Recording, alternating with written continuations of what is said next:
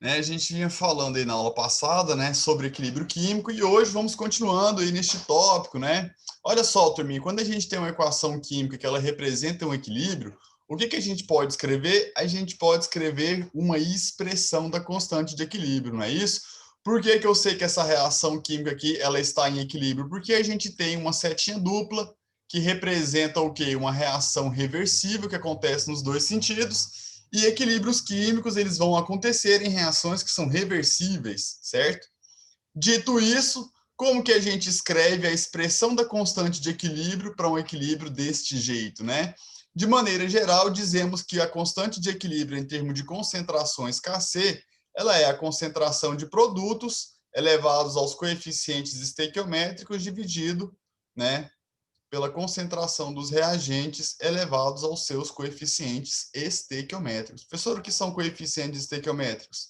São estes números aqui, né, que balanceiam a equação química, não é? Então, o que seria uma boa ideia de uma expressão de constante de equilíbrio para essa, né, para essa equação química que temos? Seria a concentração do produto, que é o NH3, elevado ao seu coeficiente estequiométrico, que é o 2, dividido pela concentração dos reagentes. Não é isso? Concentração de N2 elevado a 1 vezes a concentração de H2 elevado a elevado a 3. Professor, e para a gente achar o valor dessa constante, você tem que substituir estes valores de concentração aqui. Professor, mas qual que é o valor de concentração? Não, são as concentrações no equilíbrio químico. Beleza? Tudo bem? Então, vamos lá, né? Então, a gente tem aqui esse exemplo, né? Lá, a respostinha igualzinha àquela que a gente propôs. Não é isso? E para esse equilíbrio aqui, o que seria a expressão relativa a ele? Né? Seria alguma coisa assim, né? A concentração de PCl5 ao quadrado, que é um produto, dividido pela concentração dos reagentes. Fósforo gasoso, ó, concentração de fósforo ao quadrado, porque o coeficiente do fósforo na equação química é 2, né, vezes a concentração do Cl5 elevado à quinta, né, porque o coeficiente do Cl2 ele é 5. Turminha, tudo bem até aqui? Tudo bem? Sim? Alô, boa tarde. Pessoal? Oi, tudo bem? Então tá bom, obrigado, muito obrigado. Então seguimos, né? Vamos adiante. Bom, jovens, eu quero falar com vocês aqui sobre essa ideia, né, de que o que são equilíbrios homogêneos e o que são equilíbrios heterogêneos. Os equilíbrios homogêneos ocorrerão quando as substâncias presentes no equilíbrio estão todas na mesma fase. Note que temos todos os componentes deste equilíbrio na fase gasosa, não é isso? Então temos um equilíbrio homogêneo. E o que é um equilíbrio heterogêneo? Né? Quando pelo menos uma das substâncias está em uma fase diferente. Note que temos aqui, ó, substâncias aquosas e temos o AgCl, que ele está na fase sólida. Não é isso? Então, por isso, um equilíbrio heterogêneo. Galera, a gente no passado conversou a respeito, né, de como montar a expressão. Entretanto, esta observação que temos aqui, ela é importantíssima. Quem é que participa da expressão do Kc? Somente, né, na verdade, né, quem não participa, né, quem não participa da expressão são sólidos ou as substâncias que estão líquidas. Professor, o que significa líquido? Ué, é estar na fase líquida, né, ser um líquido puro. Ah, professor, ser líquido é diferente de ser aquoso? Sim. Né? Então, no equilíbrio químico, na constante de equilíbrio Kc, não vai participar quem? Sólidos ou líquidos puros. Participarão substâncias na fase aquosa e na fase gasosa. Tudo bem? Então, notem que o CaO e o CaCO3, eles estão na fase sólida. Não é isso? Sim. Então, eles não participam da expressão. E como é que fica a expressão, então, para este equilíbrio, né, que mostra essa equação química? Vai ser a concentração dos produtos e o único produto que vai participar é quem? O CO2. Então, concentração de CO2 elevado a 1, não é isso? Porque o coeficiente ali do CO2 na equação química é 1, não é isso? Por que a gente não põe vezes concentração de CaO? Porque observando a equação química, o CaO está na fase sólida, ele não participa. E tampouco entrará nesta expressão, a concentração de CaCO3, pois CaCO3 é uma substância que se encontra na fase sólida, não é isso? Então, a expressão aí para este equilíbrio é apenas concentração de CO2. Beleza? Tudo bem? Tranquilo, né, galera? Se observarmos aqui também, ó, o que teremos, nós temos neste equilíbrio químico C12H22O11 aquoso, mais água no estado líquido e, em equilíbrio, na verdade, com C6H12O6. Então, pessoal, observem que a água aqui, ó, ela está na fase líquida. E como é que você sabe, professor? Olha só, aqui, ó, na equação química, a gente tem a fase em que a substância se encontra, não é? Então, como ela está líquida, ela não participa da expressão. E o que fica a expressão da constante de equilíbrio? Fica a concentração de C6H12O6, não é isso? A concentração de C6H12O6 ao quadrado, porque o coeficiente na equação é 2, dividido pela concentração de C12H22O11 elevado a 1, porque o coeficiente é 1 na equação. E por que que a água não entra? Por que a gente não multiplica aqui, ó, vezes a concentração de água? Porque a água é líquido puro, E líquidos puros não participam da expressão. Beleza? Então, fiquem atentos aí para isso, Caso o exercício peça, para que você escreva a expressão, você tem que ficar atento ali que só vai participar da constante Kc as substâncias que estiverem aquosas ou gasosas. Beleza? Por que, professor, o líquido e o sólido não varia? Ou por que o sólido e o líquido não entram? Porque a concentração deles é mais ou menos constante. Beleza, pessoal? A concentração de um líquido puro e de um sólido puro, ela é constante, no equilíbrio químico. Tá bom? Então, guardem isso. A gente tem aqui nesse slide apenas, vamos só aqui falar o que interessa, é que o Kc não tem unidade. Vocês não precisam se preocupar com a unidade de Kc. Beleza? Dizemos, então, que é um número adimensional, um número que não tem unidade, ou seja, um número puro. Tudo bem? Aqui também, uma informação importante. O que diz respeito quando o valor da constante ele é um valor grande? Como a gente escreve a expressão relativizando aqui, uma relação entre concentração de produto e concentração de reagente, isso aqui é uma divisão, não é isso? E quando que uma divisão dá um valor grande, ou seja, um valor maior, muito maior que 1, não é isso? É quando o numerador é grande e o denominador é pequeno. Ou seja, pessoal, valores de constante de equilíbrio elevados significa que naquele equilíbrio químico nós vamos ter muito do produto e pouco do reagente, certinho? Então, valores elevados valores elevados de Kc, dizemos então que no equilíbrio os produtos são mais abundantes. E quando este valor é pequeno? Quando eu falo pequeno, pessoal, aqui, ó, muita atenção, não teremos valores negativos de Kc nunca, porque para que uma divisão dê um valor negativo, isso aqui é uma divisão, para que uma divisão dê um valor negativo, a gente tem que ter na divisão um número negativo. E como estes valores que temos da expressão são valores de concentração, a gente não tem concentração negativa, galera? Vocês vão de concordar aí comigo, que concentrações negativas não aparecerão, não é verdade? Então, pessoal, quando a gente fala o valor pequeno, é um valor que vai de 0, que ele está entre 0... Opa, escrevi errado aqui, ó, estou empolgado, escrevi errado. Que o valor da constante, ele vai estar aqui, ó, o valor de Kc vai estar entre 0 e 1. Ele vai estar neste intervalo. Tipo o quê, professor? Ora, imagine 0,001. Ou imagine, 1 vezes 10 a menos 4, né? Este valor aqui é negativo? Não, ele é um valor decimal muito pequeno, não é isso? Repare que quando a gente tem expoente negativo, isso significa que estamos o quê? Né? Aquilo ali é uma divisão pelo expoente, então é como se fosse 1 dividido por 10 à quarta. Não é, galera? Eu não estou falando aqui nada demais, coisas que vocês matematicamente já o quê? Desenvolvem muito bem, né? Então, fazendo essa observação com relação ao valor de Kc, quando ele está entre 0 e 1, ou um valor muito pequeno, né, vamos entender o quê? Que nessa situação de equilíbrio, nesse equilíbrio, a gente vai ter muitos reagentes e poucos produtos.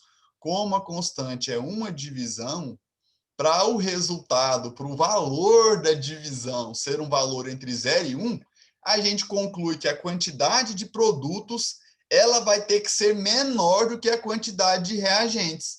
Não é isso? A gente vai ter uma quantidade de produtos não maior, mas sim o quê? Menor do que a quantidade de reagentes que vai estar mais abundante.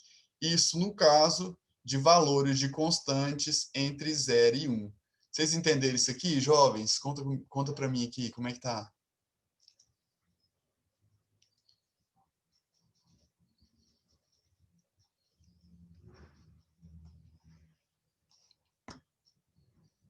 E aí, galera? Então tá bom, vou seguindo, né? Vou seguindo. Vamos adiante. Bom, então a gente tem aqui, né, uma expressão de equilíbrio em termos de concentrações e como é que a gente torna aqui, né, qual a equação de equilíbrio químico corresponde à expressão? O que que a gente tem na expressão, pessoal? Toda vez é o quê? Produtos sobre reagente. Não é isso? Sim. E os índices que eles estão elevados são os coeficientes estequiométricos. Então, o que que a gente tem aqui? Ó, primeiro é um equilíbrio químico, eu vou escrever aqui a setinha dupla. Isso aqui é o único produto, não é? Então, seria concentração de SO3 elevado ao quadrado, não é? Opa, escrevi errado aqui. Como eu estou montando a equação química, não temos o símbolo de concentração, né, galera? Então, seria o SO3, né? 2SO3, porque ele está elevado ao quadrado. E quais seriam os reagentes?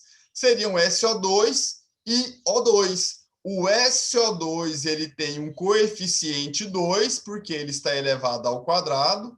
Né? Então, a gente tem 2 SO2 mais 1 O2, porque no O2, na expressão, ele está elevado a 1. Então, a melhor resposta aqui seria o quê? Vamos lá, letra o quê, galera? Essa aqui, né? Estou vendo aqui, é essa letra, seria relativa à letra E, não é verdade? Então, é isso aí. Tá bom, turma? Agora vou compartilhar com vocês os slides referentes. Só um minutinho. Os slides referentes aqui ao equilíbrio, né? Equilíbrio químico em fase gasosa. Tchan, tchan, tchan, tchan. Deixa eu só compartilhar a tela. E aqui vamos nós.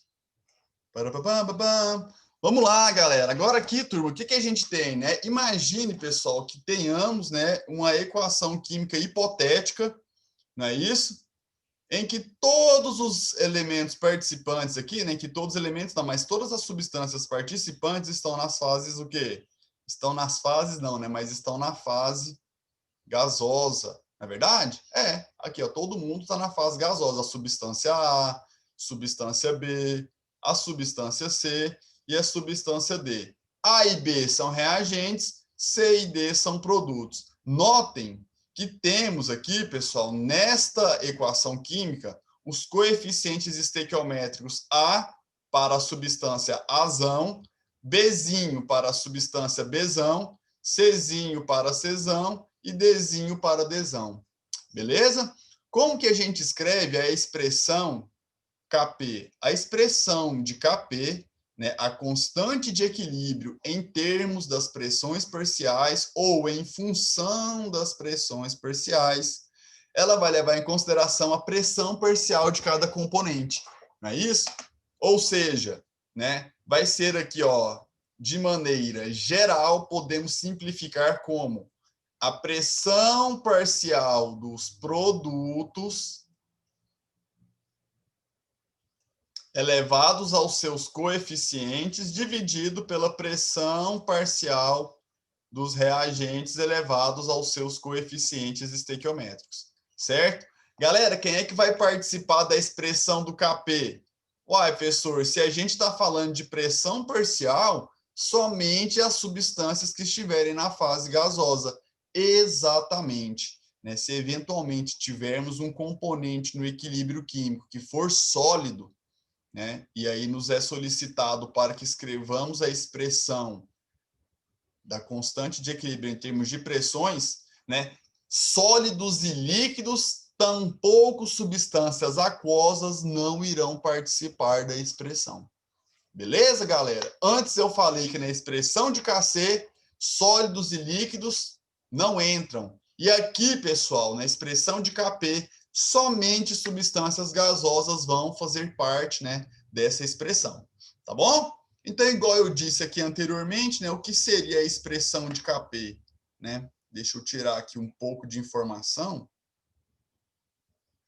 Né? O que eu estou escrevendo aqui, pessoal? Isso aqui, ó, é a pressão parcial do componente C elevado a Czinho. Olha lá. Então, pessoal, esse valor da pressão parcial de C, né? Essa pressão parcial de C, na verdade, ela vai ter um valor. E este valor ele vai ser elevado ao coeficiente estequiométrico Czinho. Não é isso? Exatamente. Bom, então essa pressão parcial de C vezes a pressão parcial de Dzão elevado a Dzinho, dividido pela pressão parcial agora de quem? Dos reagentes. Não é? Então, pressão parcial de Azão elevado a Azinho, olha aqui, vezes a pressão parcial de Bzão, que também é o outro reagente, elevado a Bzinho. Certinho? Agora, pessoal, o que vocês têm que saber? O que é essa tal de pressão parcial? Né? O que é a pressão parcial de um componente? Se a gente isolar aqui, ó, pessoal, o que é a pressão parcial de um componente? A pressão parcial do componente A. Professor, como é que a gente lê? Ó, pressão parcial do componente A. Ela vai ser igual ao quê? Ao produto da pressão total vezes a fração molar daquele componente, não é? Então, o que é a pressão total? A pressão total, pessoal, vai ser a pressão do recipiente que conter, né, que estiver contendo ali os gases em equilíbrio. Então, se a gente tem aqui dentro uma mistura gasosa, essa mistura gasosa vai exercer uma pressão sobre as paredes do recipiente e essa pressão que a gente considera é a pressão total, não é isso? Ou seja, pressão total é a pressão ali, ó, marcada, né, a pressão ali de todo o sistema que abriga ali o equilíbrio de gases. Tudo bem? Então, pessoal, essa pressão total vai ser a pressão do recipiente e o que vem a ser o X de A? O X de A é a fração molar, né? Então, o que é, né? Como que se calcula a fração molar? Olha o nome, galera. O que é uma fração? Respondam para mim, por gentileza, o que é uma fração?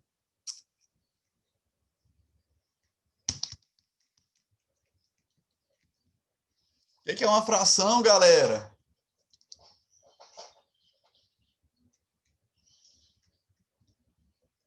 Boa tarde, tá bom, né? Então vou te contar o que é uma fração. Uma fração é uma divisão, pessoal. A gente fala que é a parte pelo todo. Ou seja, o que é a fração molar de A? São os números de mol de A dividido pelo número de mol total. Não é isso? E quando a gente tem uma parte pelo todo, aquilo representa o quê? Uma porcentagem. Não é isso? Sim. Né? Então, se você observar eventualmente porcentagens de um componente, você está lendo ali sobre a fração molar daquele componente. Fração molar também não tem unidade, porque o número de mol, a unidade é mol, e o número de mol total, a unidade também é mol. Né? Então, as unidades ali, de alguma maneira, se cancelam e teremos, então, um número adimensional. Tá bom? Então, igual está escrito aqui, ó, na expressão de Kp, só devem ser representados os componentes gasosos, né? E essa expressão vai depender apenas de quê? Da temperatura. Vocês lembram aí, né, o que estudaram no primeiro ano? Que o aumento da temperatura aumenta a pressão dentro de um sistema isovolumétrico, né? Se a gente tem uma amostra gasosa confinada num recipiente fechado, né, num recipiente hermético, o aumento da temperatura faz aumentar a pressão. Por quê? Porque quando se aumenta a temperatura, as partículas passam a agitar cada vez mais e elas se chocam cada vez mais com a parede do recipiente. Então, elas aumentam a força exercida ali na parede do recipiente, ou seja, a pressão irá aumentar. Se pressão é força sobre área, ao aumentar a temperatura, aumenta-se a força exercida sobre as paredes do recipiente e, consequentemente, aumenta-se a pressão, né, interna. Tá bom? Então, queridos, né, essa expressão de Kp, ela vai entrar apenas os componentes que são gasosos e ela vai depender apenas da temperatura. A gente, então, tem um equilíbrio aqui, né? E esse equilíbrio ele é um exercício químico, não é isso, turma? Vamos aqui resolver. Eu troquei as bolas quando eu fui falar, mas vocês entenderam, né? Vamos resolver este exemplo. Jovens, olha só. Muita atenção. Não tem nada de difícil, né? Mas se você ver o passo a passo aqui, né? Com calminha, com certeza, né, vai ficar ainda mais fácil. Olha só. A pressão total de um sistema gasoso constituído pelos gases CO2, O2 e CO. Então, temos um equilíbrio entre os gases e esses gases estão confinados em um recipiente, né? O CO2, O2 e aqui o CO, né? As três espécies coexistem. Né? Então, o sistema gasoso constituído pelos gases em equilíbrio é de 2 atm. Então, o que é de 2 atm, hein, galera?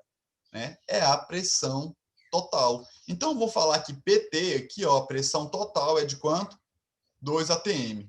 Belezminha? Belezminha. Galera, como que a gente vai encontrar a expressão de Kp? Vamos lá?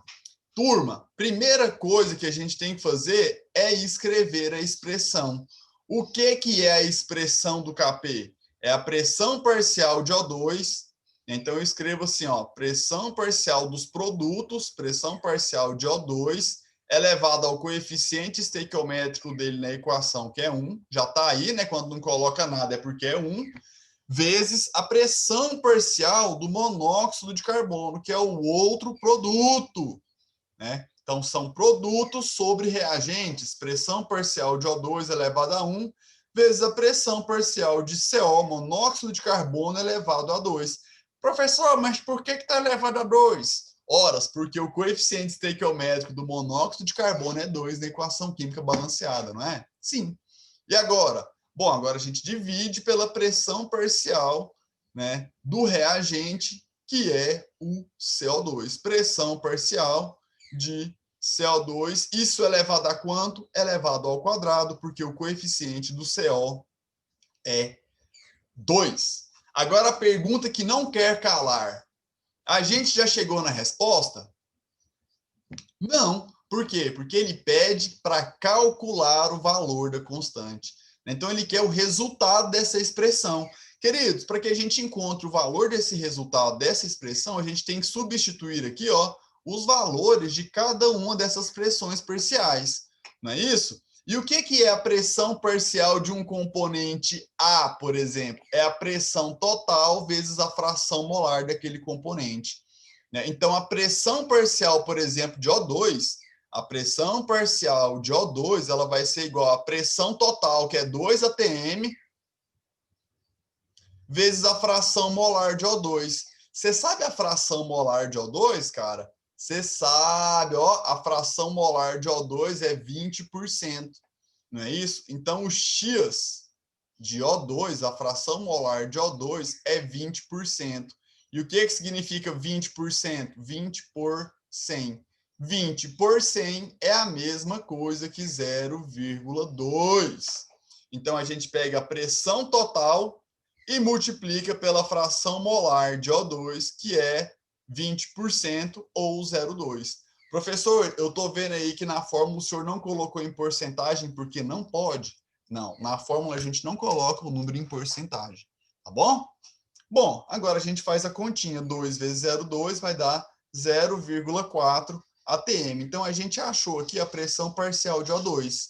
E qual que fica sendo, né, a pressão parcial do CO? Vamos lá, galera? A pressão parcial do monóxido de carbono, CO, vai ser igual à pressão total do sistema, que é 2, vezes a sua fração molar, né? Qual que é a fração? Ó, é 50% de CO. O que é fração molar mesmo, professor?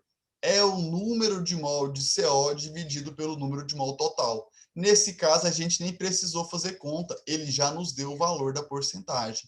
O que é 50%? É 50 por 100, e isso vai dar 0,5.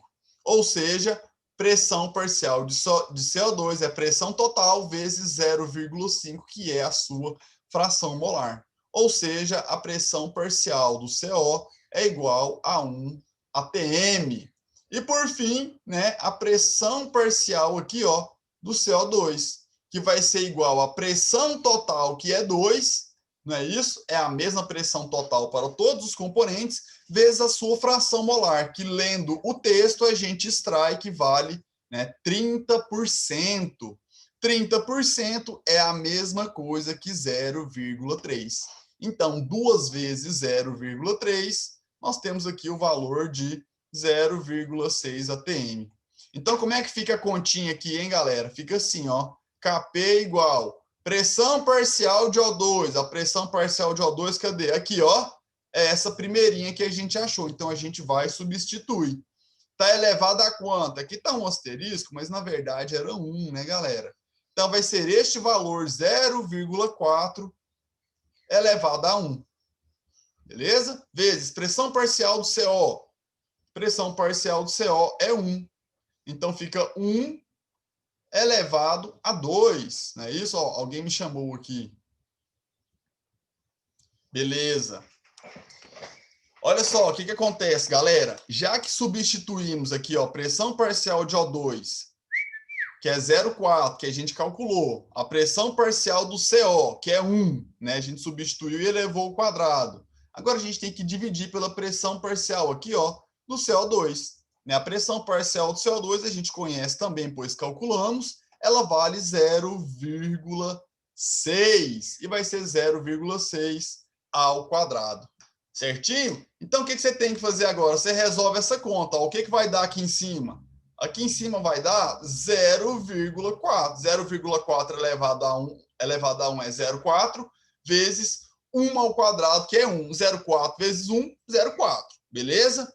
E aqui embaixo dá quanto, pessoal? Dá 0,36. 0,36. Beleza? Então, eu vou chegar aqui, ó, na resposta final. Eu tenho um passo a passo aqui, né, de como que vocês podem fazer essa conta, tá bom? Depois dê uma olhada e os valores que a gente encontrou são os mesmos.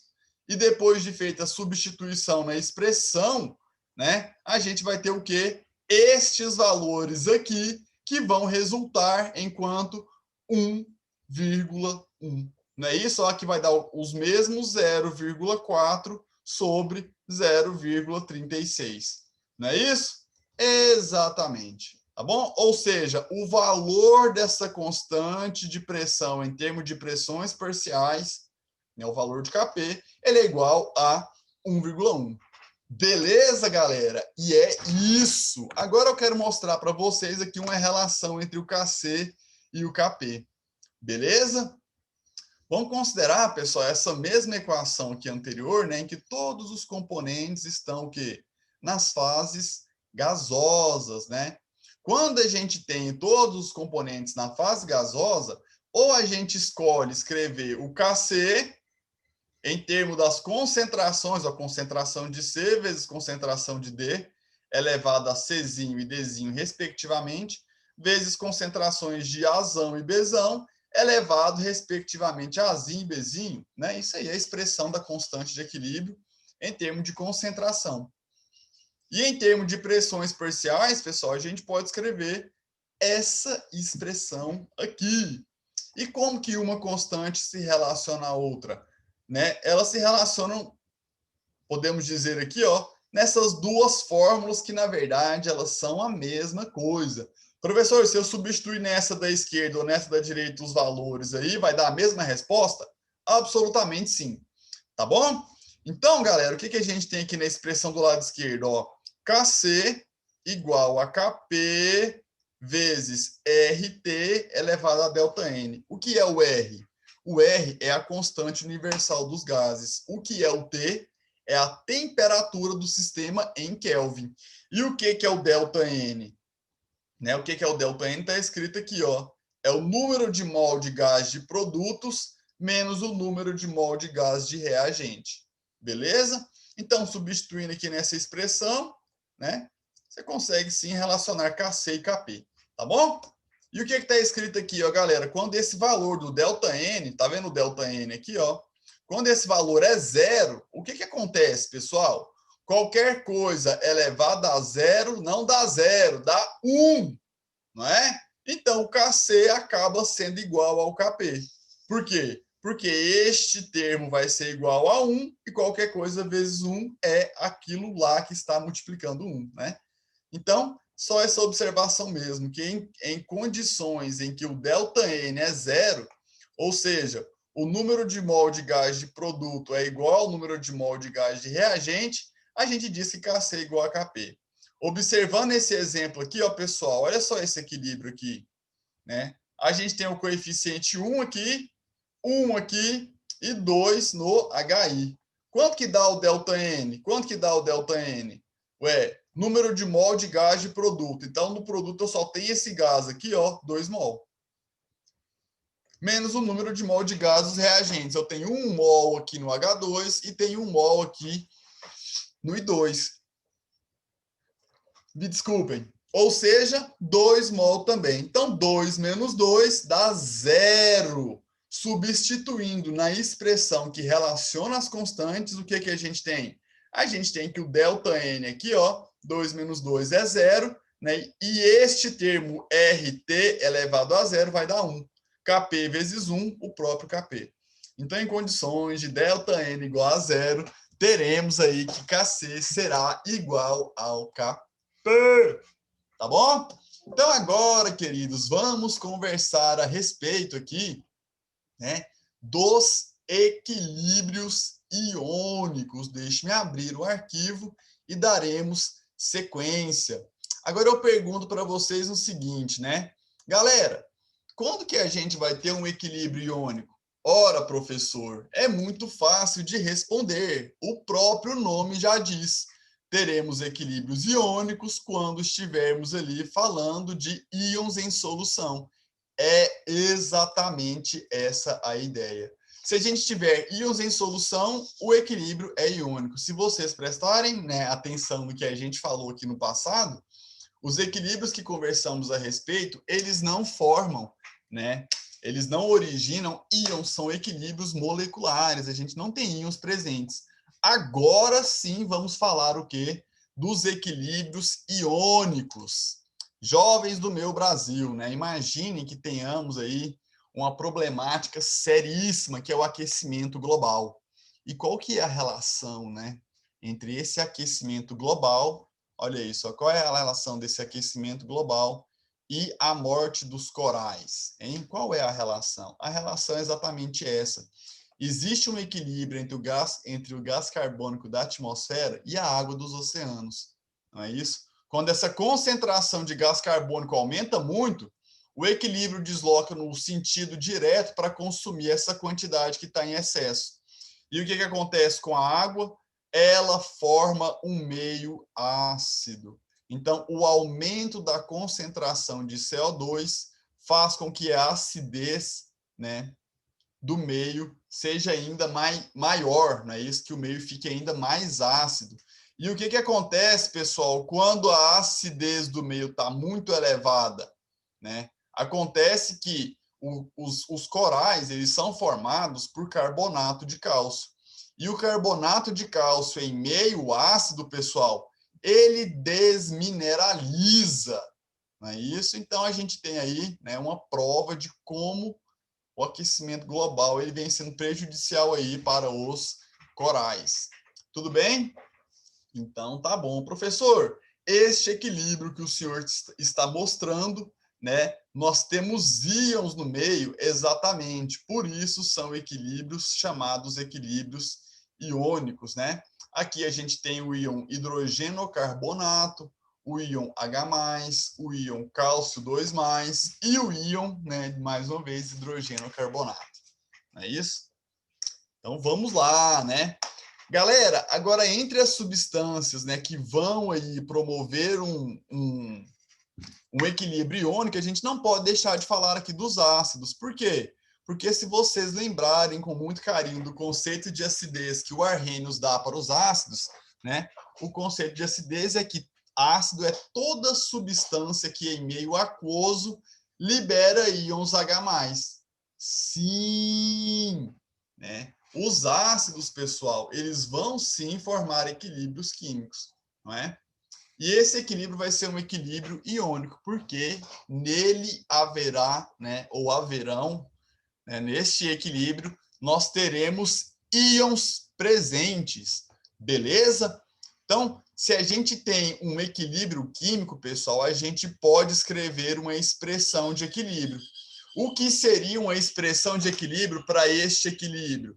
A ideia não muda, né? Se vamos escrever em termos de concentração, né? O que vai ser essa constante?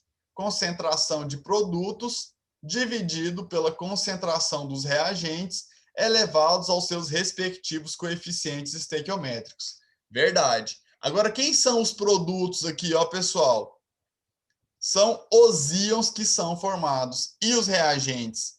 É aquelas substâncias, é o ácido na sua forma não ionizada. Então, notem, pessoal, que no exemplo que temos neste slide, né, do ácido sulfídrico, né, o H2S, nós temos aqui íons H+, como produto, e os íons sulfeto também como produto. Então, o que seria, né, a constante relativa a este equilíbrio? Esta constante que diz respeito ao equilíbrio de um ácido, primeiramente, eu queria ter dito que ela se chama Ka, exatamente porque é um equilíbrio referente a um ácido. Então, vai ser a concentração dos produtos, olha lá, ó, concentração de H+ elevado a 2, porque o coeficiente do hidrogênio na equação balanceada é 2, vezes a concentração do sulfeto S2- elevado a 1, dividido pela concentração aqui, ó, de H2S, porque o H2S ele é um reagente. Beleza? Sim. Então, essa expressão Ka, ela nos diz aí, né, uma maneira de se pensar a força ácida. Como assim, professor? Eu vou voltar nesse esboço que eu tenho aqui em cima, vou até mudar a cor da canetinha. Pessoal, se a gente tem uma divisão, olha eu tornando aqui nessa história mais uma vez, ó. Se a gente tem aqui, ó, Kc é igual a uma divisão. Uma divisão entre quais valores? Ó, entre valores de concentração de produto e reagente. Galera, o que significa quando o Kc apresenta um valor alto? Isso significa que essa divisão, né, ela tem um resultado grande porque o seu numerador é grande e o denominador é pequeno. Não é isso? Exatamente. Ou seja, quando o valor de Ka é elevado, significa que a gente tem muitos produtos e poucos reagentes. Ou seja, nós vamos ter muitos íons H+, não é? Olha só esse som da política. Tá tudo bem? Acho que tá melhor, né? Então, galera, o que eu quero contar para vocês? Que quando o valor da constante de acidez é grande, o equilíbrio está muito deslocado para o lado direito. A gente tem muitos íons H+ no meio. Se a gente tem muitos íons H+, a gente tem um ácido forte. Olha só que força ácida, né, galera? Ou seja, altos valores de Ka nos dizem que esses ácidos eles são fortes. Quanto maior o valor de Ka, maior a força ácida, Não é isso? Exatamente. Nossa, agora parece que o caminhão está passando aqui dentro do meu quarto, fazendo barulheira aqui. Então, galera, né, olhando essa tabela aqui, ó, de valores de Ka, o que a gente pode concluir? A gente pode concluir que aqueles que apresentam os menores valores vão ser os ácidos mais fracos. Só que vocês têm que observar que a gente não tem valor negativo em lugar nenhum aqui, ó. Nenhum desses valores, eles são o quê? Negativos. O que a gente tem? Nós temos os expoentes negativos, não é, pessoal? É isso mesmo. Então, como é que a gente coloca, né, em ordem crescente esse tipo de número? Galera, quanto mais negativo o expoente da base 10, menor vai ser o valor. Não é isso? Então, eu posso dizer o seguinte, pessoal, né, para colocar aqui, ó, em ordem crescente. O que é uma ordem crescente?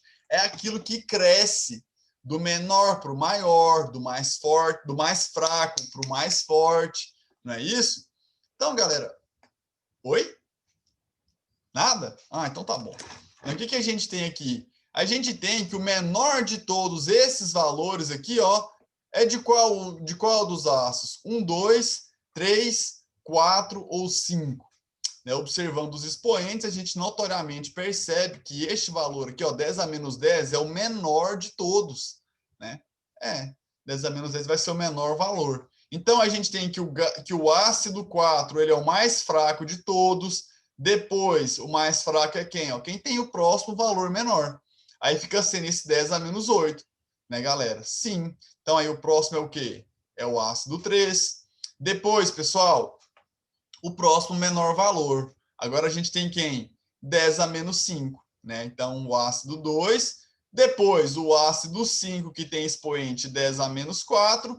E, por fim, não menos importante, sempre quis falar isso, cara, o ácido 1, né, representado aqui pelo número 1. Beleza? Senhor, então, para falar da força ácida, olhando para o Ka, é só ver quem é mais forte, quem é mais fraco pelo valor? Quanto maior o valor, maior a força ácida. Professor, o senhor está falando de ácido, mas e as bases? É a mesma coisa, galera. Quanto maior o valor da constante de basicidade, no caso agora a gente vai chamar de Kb, quanto maior o valor de Kb, maior a força básica. Então, observando esses valores aqui, ó, que essa tabela apresenta, né? Qual que é a ordem crescente? Essa ordem aqui está errada, não olha isso aqui não, isso aqui é outra coisa. Qual que é a ordem crescente, galera? Né? É do menor para o maior valor. Lembrem-se que não temos valores negativos. Não é isso? Os expoentes da base 10 é quem são negativos. Então, né, com toda certeza, podemos dizer aqui, ó, que a base mais fraca é a anilina, depois seguida da piridina, depois hidróxido de zinco, depois amônia e, por fim, a dimetilamina. Tá bom? Professor, como é que a gente escreve aqui, ó, a expressão do Kb? É a mesma ideia que falamos anteriormente, né? Concentração de produtos. Tá um E aqui, mas é vezes, né, galera? Aqui é um vezes, ó, vezes, né? Uma concentração vezes a outra, dividido pela concentração dos reagentes. Observem que, neste caso, a água não participa, porque ela está aqui, ó, na fase líquida, tá bom? Então, aqui, né, o que eu falei anteriormente, né, relacionando aqui com a tabela, quanto maior o valor de Kb, maior a força básica, ou seja, né, mais dissociada esta base se apresentará. Queridos, aqui para finalizar, né, nós temos a lei da diluição de Ostwald. E o que ela nos conta? Ela relaciona a constante com o grau de ionização ou dissociação. Não é isso? Sim! Agora, pessoal, né? Quando a gente... O que é o alfa, pessoal? Ele é o grau de ionização para ácidos ou de dissociação para bases. Quando este valor aqui de alfa é menor do que 5%, a gente cancela este termo. Por quê? Porque valores deste tamanho, né, resultarão na subtração de 1 por um número muito pequenininho. E quando a gente pega, por exemplo, assim, ó, pessoal, 1 menos 0,00001. Isso aqui dá 0,999999. Pessoal, 0,999,999. Isso é quase 1. Então, pessoal, 1 menos um número bem pequenininho, a gente diz que este denominador aqui vai ser o quê? Ele vai ser basicamente 1. Então, para ácidos com grau de ionização ou bases com grau de dissociação menores do que 5%, nós podemos utilizar o quê? Essa expressão aqui, né? Essa expressão é a conhecida lei da diluição de Ostwald. Por que está chamada de lei da diluição? Galera, a constante é chamada de K porque ela é constante, não é isso? Exatamente. É chamada de K porque o valor não muda em uma dada temperatura. O que essa lei da diluição de Ostwald nos conta? Que quanto menor este valor de M, o que o M nos conta, pessoal? É a concentração em mol por litro. Quando a concentração é muito pequena, quando o valor da concentração é muito pequeno, quando a solução é muito diluída, a gente diz que o valor do alfa vai aumentar, né? Porque se o valor da constante tem que se manter igual, e isso aqui é um produto, né? Para que o valor mantenha igual, quando a solução diminui a concentração, o grau de ionização vai aumentar. Então, quanto menor a concentração de uma solução, mais ela ioniza, né? Quanto menor a concentração, maior vai ser o grau de ionização, né? Para um ácido ou de dissociação para uma base.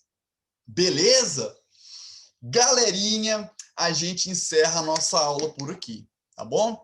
Então, a nossa prova, pessoal, ela vai contemplar as nossas aulas até o momento que a gente chegou aqui na aula de hoje. Eu acho que o nosso tempo realmente já esgotou, né? Eu passei aqui 1 minutinho. Tá bom. Não, foram só 2 minutinhos. 2, né? Boa. Tá de boa, né? Então é isso, galera. Boa. É isso. Semana que vem a gente tem prova. Eu vou disponibilizar a lista para vocês agora mesmo, quando eu postar esse vídeo. E aí a gente vai, né, conversando aqui no WhatsApp. Vocês me chamem. Eu estou às ordens, resolvi exercícios para os meninos aqui da progressão do centro. Algumas pessoas conversaram comigo e eu resolvi aqui, né, algumas dúvidas que surgiram. Tá bom? Eu quero me colocar à disposição e desejar a vocês aí uma ótima semana e bons estudos. Tá bom? Vocês querem perguntar alguma coisa do que a gente conversou aqui? Né? A gente já passou do tempo, mas não tem problema nenhum a gente tirar algumas dúvidas. Ó, nós temos aqui tranquilo. Tá tranquila, Ana Clara, o Lucas, o Breno, né? Então tá, galera. Então é isso, né? Igual eu já disse, usem as listas de exercícios para vocês se basearem em modelos para a prova. Tá bom? Então, no mais, é isso. Um grande abraço. Até semana que vem. Ivana, muito obrigado pela gentileza. Sempre aí, disposição total. Nada. Então, um abraço a todos. Tchau, tchau. Valeu. Obrigado, Ivana. Tchau, valeu. Valeu. Tchau, galera. Ivana. Tchau, tchau.